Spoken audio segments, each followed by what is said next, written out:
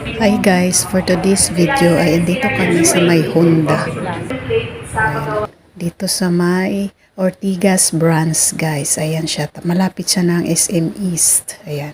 So ayan yung kanilang, isa sa kanilang mga freebies guys. Yung syempre helmet. Tapos yung parang jacket. Ayan. Tapos ayan guys.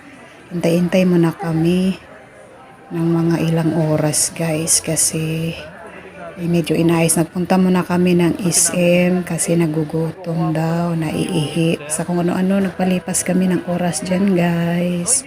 Palamig-palamig na din. Ayan. So, awal, pinalikan na namin guys. Ayan na, so tinitest na siya guys. Ini-explain na ni salesman